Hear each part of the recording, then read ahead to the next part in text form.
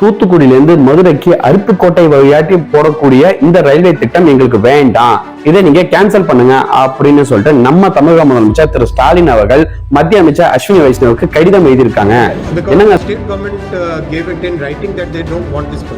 என்னங்க சொல்றீங்க? ஒரு திட்டம் வருதுன்னா அந்த திட்டத்தை ஏன் கேன்சல் பண்ணணும் அப்படின்னு சொல்றாங்க? புரியல, பாப்போம். வணக்கம், நான் ராம்பிரகாஷ் ஜெகதீஷன். சென்னை ஐசிஎஃப்ல வந்தே பாரத் மாதிரி அம்ரித் பாரத் அப்படின்னு சொல்லிட்டு ஸ்லீப்பர் கோச்சஸ் ஆன ட்ரெயினை தயாரிச்சுட்டு வராங்க. இந்த ட்ரெயினை ஆய்வு பண்றதுக்காக மத்திய அமைச்சர் திரு அஸ்வினி வைஷ்ணவ் அவர்கள் வந்தப்போ ஆய்வு முடிச்சதுக்கு அப்புறம் செய்தியாளரை சந்திக்கிறாங்க. அப்போ ஒருத்தர் கேட்கிறாரு, தூத்துக்குடியில இருந்து மதுரைக்கு வரக்கூடிய ட்ரெயினுக்கான அந்த பாதையை இன்னும் கம்ப்ளீட் பண்ணல, அது எப்ப முடிப்பீங்க அப்படின்னு கேட்கும்போது அவர் சொல்றாரு, இல்ல இந்த திட்டத்தை நீங்க கேன்சல் பண்ணுங்க அப்படின்னு சொல்லிட்டு தமிழக முதலமைச்சர் எங்களுக்கு கடிதம் அமைச்சிட்டாரு, அதனால இந்த திட்டத்தை நாங்க கேன்சல் பண்றோம் அப்படின்னு அவர் சொல்றாரு. Because the state government gave it in writing that they don't want this project. Yeah.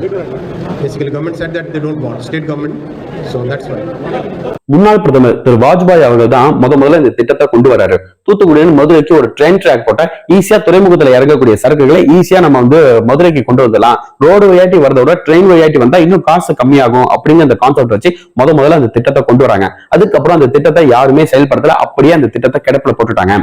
2022 திரு அஸ்வினி வைஷ்ணவ் அவர்கள் என்ன செய்யறாரு அப்படின்னா, எந்தெந்த திட்டங்கள்லாம் ரயில்வே திட்டங்கள்லாம் கிடப்புல போட்டிருக்கு அதெல்லாம் எடுத்து அந்த திட்டங்களை கம்ப்ளீட் பண்ணுங்க அப்படின்னு சொல்லிட்டு திரு அஸ்வினி வைஷ்ணவ் கொண்டு வராரு. அந்த சமயத்துலதான் நம்ம முதலமைச்சர் திரு ஸ்டாலின் அவர்கள் என்ன சொல்றாரு, இந்த மாதிரி தூத்துக்குடியிலே மதுரைக்கு போடக்கூடிய ஒரு திட்டம் ஒண்ணு இருக்கு, இதை நீங்க இன்னும் கம்ப்ளீட் ஆகாம அப்படியே இருக்கு, இதை நீங்க இனிஷியேட் பண்ணுங்க அப்படின்னு சொல்லிட்டு சொல்றாரு. அவ்வளவுதானே, ஓகே ஸ்டார்ட் பண்ணலாம் அப்படின்னு சொல்லிட்டு அதுக்கான இடங்கள் எங்களுக்கு கையகப்படுத்தி கொடுங்க. குறிப்பா பாத்தீங்கன்னா தூத்துக்குடியில இருந்து மதுரைக்கு கிட்டத்தட்ட 145 கிலோமீட்டர் ஸ்ட்ரெச். இந்த இதுல பாத்தீங்கன்னா 18 கிலோமீட்டர் ஆல்ரெடி இருக்கு, மீதி இருக்கக்கூடிய இடங்களுக்கு எங்களுக்கு இடத்தை கையகப்படுத்தி கொடுங்க அப்படின்ட்டு மத்திய அரசு நம்ம மாநில அரசு கேக்குது. The same support should come from the state government, and land allocation is a major issue, and I have requested Honorable Chief Minister Tamil Nadu to please support us, because the people of Tamil Nadu want better facilities and the government. Railway துறையில இருந்து என்ன கேட்டுட்டாங்க, அந்த இடத்தை எங்களுக்கு கையகப்படுத்தி கொடுத்தாதான் நாங்க அந்த இடத்துல ரயில் ட்ராக் போட முடியும், நீங்க எப்ப கையகப்படுத்தி கொடுப்பீங்க கேட்டுட்டு நாங்க பண்ணி தரோம்னு சொல்லிட்டு இவங்க இன்னும் டிலே பண்ணிட்டு இருந்தாங்க. கடைசி வரைக்கும் அந்த இடங்களை உங்களுக்கு கையகப்படுத்தி கொடுக்கவும் இல்லை, இவங்க ரயில்வே அந்த ட்ராக் போடவும் இல்லை. மத்திய அரசு என்ன சொல்றாங்க, நீங்க இடத்த கொடுத்தாதானே எங்களால ட்ராக் போட முடியும் அப்படின்னு மத்திய அரசுல இருந்து சொல்றாங்க. தமிழக அரசுல இருந்து என்ன சொல்றாங்க, நீங்க பணத்தை என்கிட்ட கொடுங்க, அதுக்கப்புறம் நான் உங்களுக்கு இடத்த வாங்கி கொடுக்குறேன் அப்படின்னு சொல்றாங்க. இந்த திட்டத்தை கேன்சல் பண்ணுங்க அப்படின்னு சொல்லிட்டு தமிழக முதலமைச்சர் லெட்டர் எழுதுனதுனால திரு அண்ணாமலை அவர்கள் இந்த விஷயத்தை கண்டிச்சு 20ஆம் தேதி போராட்டம் பண்ண போறேன், ஏன் இந்த தூத்துக்குடியில இருந்து மதுரைக்கு போகக்கூடிய இந்த திட்டத்தை கேன்சல் பண்ணீங்க, இந்த தூத்துக்குடியில இருந்து மதுரைக்கு வரக்கூடிய இந்த திட்டம் பாத்தீங்கன்னா ரொம்ப நாள் கோரிக்கையா இருந்தது அந்த மக்களுக்கு, ஏன் இந்த விஷயத்தை நீங்க கேன்சல் பண்ணீங்க அப்படின்னு சொல்லிட்டு அண்ணாமலை அவர்கள் போராட்டம் அறிவிச்சிருக்காங்க.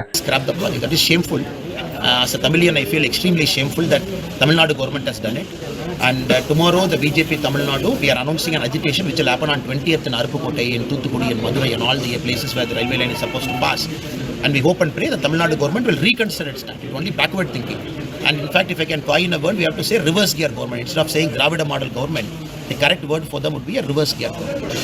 இப்ப பாருங்க, தூத்துக்குடியில மதுரைக்கு அருப்புக்கோட்டை வழியாட்டி ஒரு ட்ராக் போடுறாங்க அப்படின்னா இதுக்கு இடைப்பட்ட கேப்ல 2-3 ஸ்டேஷன்ஸ் புதுசா கட்டுவாங்க. இப்ப 2-3 ஸ்டேஷன்ஸ் புதுசா கட்டுறதுனால என்ன ஆகும், அங்க உள்ள மக்களுக்கு சில வாழ்வாதாரம் உருவாகும். எப்படின்னு பாருங்க, சில பேர் அந்த இடத்துல ஆட்டோ ஸ்டாண்ட் போடுவாங்க, சில பேர் அந்த இடத்துல டீ கடை போடுவாங்க, அந்த ஸ்டேஷன் வாசல்ல சில பேர் ஏதாவது கடை போடுவாங்க.